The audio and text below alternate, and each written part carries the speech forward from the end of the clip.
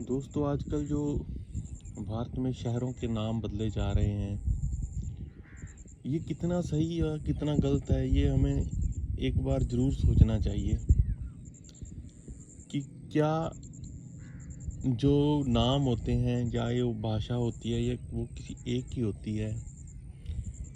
उसको हमने क्यों किसी भी धर्म से जोड़ लिया है, किसी मज़हब से जोड़ लिया है। क्योंकि जो भाषा होती है वो सबकी होती है, वो किसी एक की नहीं होती है भाषा। अब जैसे मान लीजिए इंग्लिश है, इंग्लिश को तो इंटरनेशनल लैंग्वेज का रूप दे दिया है। तो इंग्लिश में आप जो मर्जी जितने भी नाम हैं या जो भी है, उसको कोई भी नोटिस नहीं करता या उसको कोई भी उस नज़र से नहीं देखता। कितने हमारे देश में इंग्लिश के गेटवे ऑफ इंडिया और भी कई बिल्डिंग्स हैं जिनका नाम इंग्लिश में है। लेकिन आजकल नेता लोग वोटों के लिए जो एक एंटी दो धर्मों के बीच में एक कोल्ड वार सा छेड़ के रखते हैं, तो वोट पाने के लिए जो नाम बदले जा रहे हैं वो मेरे ख्याल से एक इतिहास को बदलने की कोशिश है। इतिहास को बदलने की भी नहीं है कि इतिहास को जो जाना जाता है, अब जिस नाम से कोई चीज़ जानी जाती है, अगर उसका नाम ही बदल दिया जाएगा तो फिर वो इतिहास किस चीज़ का रह जाएगा। ठीक है, जो पीछे जो भी इंडिया में विदेशी आक्रमणकारी आए, उन्होंने बहुत नुकसान किया, तो उस जो उन्होंने नाम बदले, लेकिन वो एक 1947 से पहले की बातें हैं, जब देश में लोकतंत्र नहीं था, देश में राजा का एक राज था। उस टाइम तो हमारे देश में भी अलग अलग सूबे थे, अलग अलग राजा थे, एक हिसाब से उनके अलग अलग देश थे।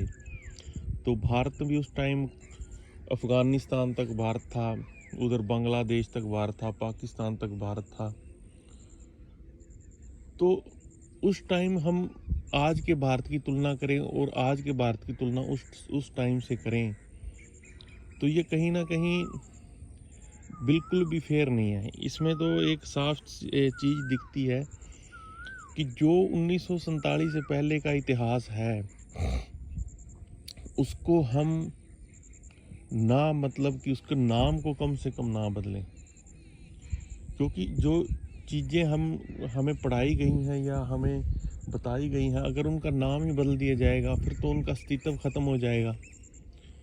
अब अंग्रेज़ों ने भी 300 साल राज किया। मेरे ख्याल में जितना अंग्रेज़ों ने यहाँ पर लूट-पाट किया है, शायद ही किसी आक्रांताओं ने की हो। लेकिन अंग्रेज़ों की बनाई हुई बिल्डिंगें भी आज हैं, उनके नाम भी हैं, उनसे अच्छे संबंध भी हैं, और इंग्लिश को बोलना एक फ़ख्र की बात है। आजकल लोग स्कूलों में जाते हैं, मैं देखता हूँ, ये कहते हैं कि हिंदी बोलनी ना आए लेकिन इंग्लिश ज़रूर बोलनी आए, और कई स्कूल तो फ़ाइन भी लगाते हैं अगर लोग बच्चे हिंदी बोलते हैं। तो ये दोहरी मानसिकता, एक तरफ तो हिंदी स्कूलों में हिंदी बोलने पर फ़ाइन है, देखिए कितनी, मतलब ये एक दूसरे में इस बात का क्या कहते हैं, विरोधाभास है कि एक तरफ तो हिंदी बोलने में फ़ाइन है इंडिया में, भारत में कई जगहों पर, और जो सरकार है वो कह रही है मतलब कि नाम बदलो। अब एक तरफ तो ये सारे स्कूल हैं जो सरकार के हैं, सरकार की गाइडलाइन से चलते हैं, मंत्रियों के हैं। हर मंत्री आप देखना स्कूलों में उद्घाटन करने आते हैं, स्कूलों में जो भी सालाना प्रोग्राम होते हैं उसमें आते हैं, और जो ग्राउंड लेवल पे हैं वो जीरो है, लेकिन जो मीडिया लेवल पे है उसको हम नाम बदलने की होड़ में मचा रहे हैं। अब एक बात हमें सोचनी होगी, अगर हमारे जो बच्चे, नई पीढ़ी है, वो विदेशों में जा रही है, वो हिंदू, सिख, मुसलमान, ईसाई कोई भी हो, वहाँ जाके वो अपनी अपनी मातृभाषा छोड़ रहे हैं। अब किसके लिए वो बचा के रख रहे हो आप ये अपनी भाषा? ये भाषा है, इसका जहाँ आप जाओगे उस हिसाब से आपको भाषा सीखनी पड़ेगी, बोलनी पड़ेगी। भाषा किसी एक की नहीं होती, जुबान किसी एक की नहीं होती। ये तो आपके टैलेंट है, आपने कितनी चीज़ें सीख ली। अब भारत है, भारत में अब 50 भाषाएं हैं। अगर हिंदी को छोड़ दें तो 50 भाषाएं हैं, और कईयों को तो हिंदी भी नहीं आती। तो इसमें क्या हम उनको फिर क्या मतलब सज़ा लगाएं? जो भी भाषा है जो वो अपनी सहूलियत के लिए है, एक अपने, चलो एक तो हिंदी भाषा है, उसका सम्मान है, उसको पूरे राष्ट्र की भाषा है। वो किस लिए? वो इसलिए कि आप जहाँ भी जाएं आपका कम्युनिकेशन हो सके। जो पीछे इसको राष्ट्रभाषा का दर्जा, जो हमारे पुराने लोग थे वो बहुत मतलब समझदार लोग थे, उन्होंने एक राष्ट्रभाषा का दर्जा इसलिए नहीं दिया था कि आप कल को लड़ना भी, इसको भाषा नहीं आती, जिसको नहीं आती उसका नुकसान है, वो पूरे भारत में नहीं कर सकता ब्राह्मण। जिसको आती है उसका प्लस पॉइंट है, और जिसको नहीं आती उसका नकारात्मक है, वो खुद पर्सनली उसको उसके जो बेनिफिट है वो नहीं मिलेंगे। तो हमें थोपना नहीं चाहिए कि उसको ये भाषा नहीं आती तो वो मतलब कि देशभक्त नहीं है। अगर नहीं, उसको मौका ही नहीं मिला, अगर किसी को 10 भाषाएं सीखने का मौका मिले तो वो तो उसको तो और फ़ायदा है ना। अब वो हर स्टेट में जाके, जैसे एक्टर लोग हैं उनको अगर भाषा आती है तो वो तो हर स्टेट में जाके फिल्म करते हैं, पैसे कमाते हैं। या लोग आजकल डबिंग करते हैं, या और बिजनेस है जिनको वो अपना एक्सपेंड कर सकते हैं जाके। अगर मतलब कि भाषा एक प्लस पॉइंट होता है, ना कि भाषा को किसी धार्मिक एंगल से देखना चाहिए। या उर्दू है, उर्दू को आजकल लोग मतलब कि नेताओं ने ऐसा सिस्टम बना दिया है कि लोग नफरत समझने लगे जो उर्दू के शब्द हैं। ये जो शब्द हैं, ये जो भाषा है, ये एक तोहफा है हर आदमी के लिए। जो सीखना चाहे सीखे, इससे कोई किसी प्रकार का मतलब कि ये नहीं कि इससे कुछ हानि होती है, ये कोई किसी धर्म को बढ़ावा देती है, नहीं, ये तो अपनी हर एक की ज़ुबान है। तो हम पीछे जो राजाओं के राज को आज के लोकतांत्रिक राज से कंपेयर करने की अगर कोशिश करते हैं तो फिर वही मतलब जब वो तानाशाही राज था तो आज भी फिर तानाशाही राज हम स्थापित करने की कोशिश कर रहे हैं। तो दोस्तों, ये नाम बदलने आप अगर कमेंट में बताओ कि कहाँ तक ठीक है, इससे तो सिर्फ और सिर्फ राजनीतिक लोगों को फ़ायदा हो सकता है। वो भी फ़ायदा, आम लोगों को इसका कोई फ़ायदा नहीं। जो इतिहास था 1947 से पहले, उसको आप गलत और सही को ज़रूर आप डिफ़ाइन करना, कि जो चीज़ गलत लोगों तक गई थी उसको आप सही करो बिल्कुल इतिहास के तथ्यों के साथ, लेकिन आप उसको तोड़ो मरोड़ो मत। अब इतिहास है, अब इतिहास को आप कितना मतलब आज के टाइम में तो मेरे ख्याल में इतिहास भी सेफ़ नहीं है, क्योंकि हर बंदे का अलग अलग सोचने का नज़रिया है। जिसकी जैसी सोच उसने वैसा इतिहास आगे बता दिया। ठीक है, इतिहास जो है वो तो एक बार बन गया है, जो बन गया है वही इतिहास है।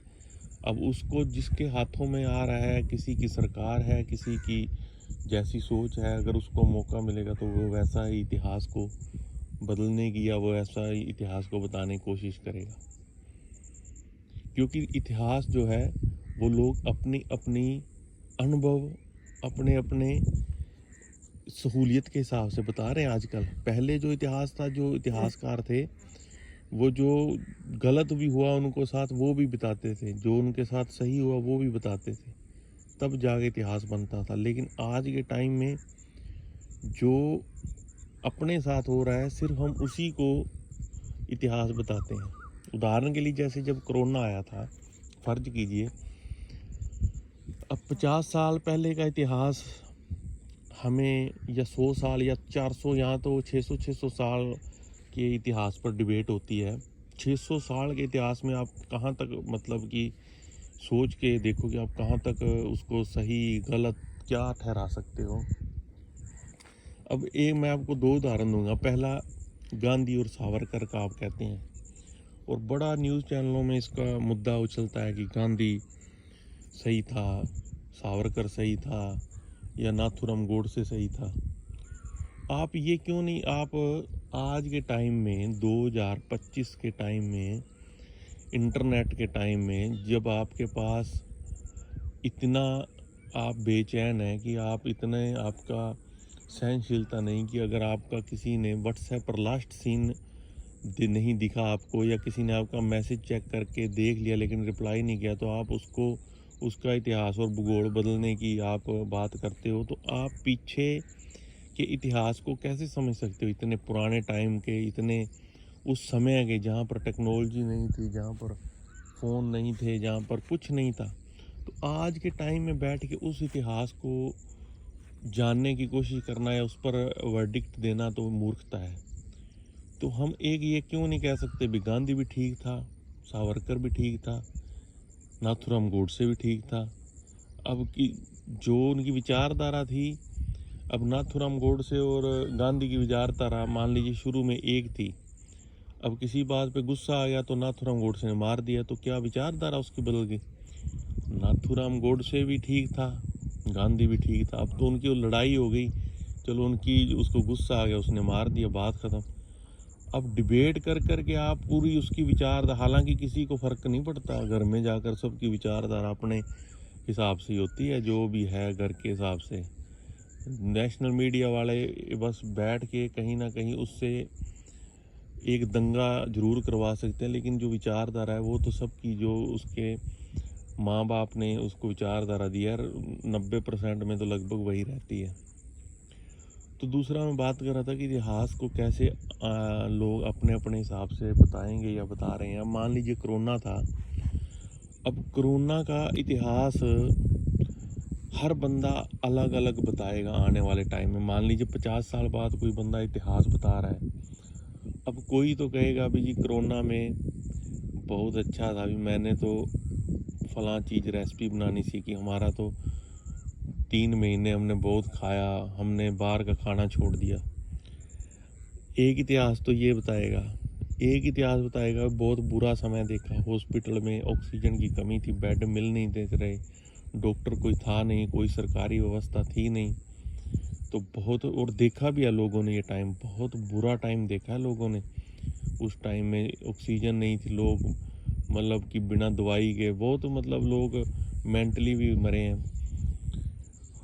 एक इतिहास ये बताएंगे लोग, एक इतिहास लोग ये बताएंगे कि हमने उस टाइम में 200-200 किलोमीटर पैदल चला, हमें कोई ट्रेन, कोई बस नहीं मिली, ठीक है। और कोई बताएगा हमारे, हमने मतलब कि नौकरी छोड़ के हमने खेती शुरू कर, मतलब एक चीज़ हुई है, किसी ने अपना टैलेंट निखार लिया तो उसके लिए और अनुभव था इतिहास। तो बताएगा इतिहास वो बंदा जो सारा बताएगा, अच्छी चीज़ें भी बताएगा, बुरी चीज़ें भी बताएगा, उसको मिलके एक इतिहास बनता है। और जो सिर्फ और सिर्फ इंडिविजुअली अपने अपने अनुभव बताएगा, वो इतिहास नहीं, वो तो उसका पर्सनल एक्सपीरियंस है। तो दोस्तों, पर्सनल एक्सपीरियंस को हम इतिहास मत माने, खास करके आज के टाइम में। जो नाम थे, ठीक है, जो क्रूर शासक थे उनको कोई भी यहाँ पर सम्मान नहीं, उसका कोई भी यहाँ पर उसका हितैषी नहीं है। और जो हैं वो भी, मैं आपको उस पर एक अलग से एक दिन डिबेट करूँगा कि कैसे लोग, वही लोग करवाते हैं काम जो चाहते हैं कि कुछ ना कुछ उनको बेनिफिट हो, तो वो एक अलग वो है। लेकिन मेरे हिसाब से जो नाम है वो तो हमें इतिहास पता चलता रहता है कि कौन कैसा था। तो इतिहास का नाम नहीं बदलना चाहिए, बल्कि लोगों को अच्छा सच्चा इतिहास पता होना चाहिए। नमस्कार दोस्तों।